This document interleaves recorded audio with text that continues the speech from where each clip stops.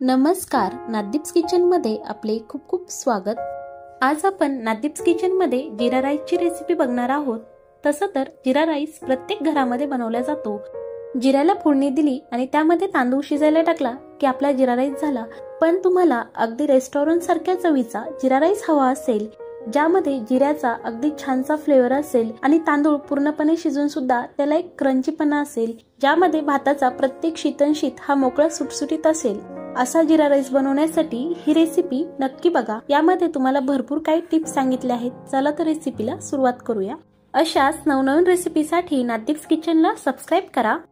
जिरा rice बनवण्यासाठी इथे मी एका बाउलमध्ये 2 वाट्या तांदूळ घेत आहे। इथे मी बिर्याणी तांदूळ वापरलेला आहे, तुम्ही बासमती तांदूळ सुद्धा वापरू शकता।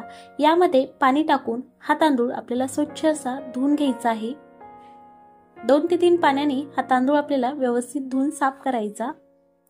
यातलं पाणी काढून टाकलं आहे। आता यामध्ये पुन्हा एकदा आपण पाणी टाकूया। पाणी टाकून तांदूळ आपल्याला 10 ते 15 मिनिटं भिजत ठेवायचा। भात सुटसुटीत होण्यासाठी ही स्टेप महत्त्वाची आहे। तांदूळ 10 मिनिटं पाण्यामध्ये व्यवस्थित भिजल्यानंतर इथे मी गॅसवर कढई मांडली आहे। त्यामध्ये मी 3 ग्लास पाणी टाकत आहे। लक्षात ठेवा, 2 वाटी तांदळासाठी मी इथे 3 ग्लास पाणी वापरलं आहे। हे पाणी आपल्याला व्यवस्थित उकळून घ्यायचं आहे। आता त्यामध्ये मी अर्ध्या लिंबाची फोड टाकत आहे आणि 1 चमचा साजूक तूप टाकत आहे। ह्या 2 गोष्टी फार महत्त्वाच्या आहे। लिंबामुळे भात मोकळा सुटसुटीत होतो आणि तुपामुळे त्याला चव छान येते। यामध्ये मी भिजवलेला तांदूळ टाकून हा व्यवस्थित ढवळून घेत आहे। आता आपल्याला थोडा वेळ हे असंच उकळून द्यायचं आहे। तांदूळ आपल्याला व्यवस्थित शिजून घ्यायचा आहे, पण लगेच यावर झाकण मांडायचं नाही। बऱ्यापैकी हे उकळून द्यायचं। तांदूळ एक 20 ते 30% शिजल्यानंतर आपण यावर झाकण मांडणार आहोत। आता यावर आपण झाकण ठेवून पुन्हा थोडा वेळ हा तांदूळ शिजून घेणार आहोत। आपल्याला तांदूळ फार जास्त शिजवायचा नाही। हा तांदूळ आपल्याला 80 ते 90% शिजवायचा आहे। 5 मिनिटं मी झाकण ठेवून तांदूळ व्यवस्थित शिजून घेतला आहे। जिरा राईससाठी तांदूळ शिजवताना तो शक्यतो कढईमध्ये शिजवा, कारण कुकरमध्ये जर तांदूळ लावला तर तो ओव्हरकुक होऊ शकतो। तुम्ही पाहू शकता तांदळाचा प्रत्येक शीत इथे तुम्हाला मोकळा सुटसुटीत दिसत आहे।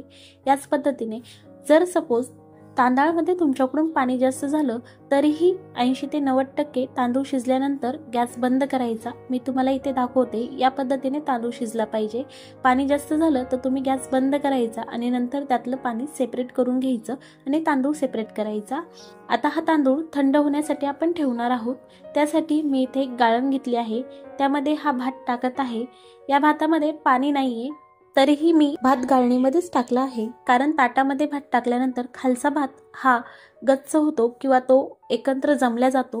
त्यामुळे असा गाळणीमध्ये टाकल्यानंतर त्याला हवा व्यवस्थित लागते। भात व्यवस्थित थंड करून घेणं ही स्टेप फार महत्त्वाची आहे जिरा राईससाठी, त्यामुळे ही स्टेप स्किप करू नका। हा भात आपल्याला एक 30 मिनिटं व्यवस्थित थंड करून घ्यायचा आहे। पण दर 10 मिनिटांनी भात खालचा वर आणि वरचा खाली असा पलटून घ्यायचा आहे, म्हणजे सर्व भात व्यवस्थित थंड होईल। आता 30 मिनिटं झाले आहेत। आपण भाताला फोडणी देऊया।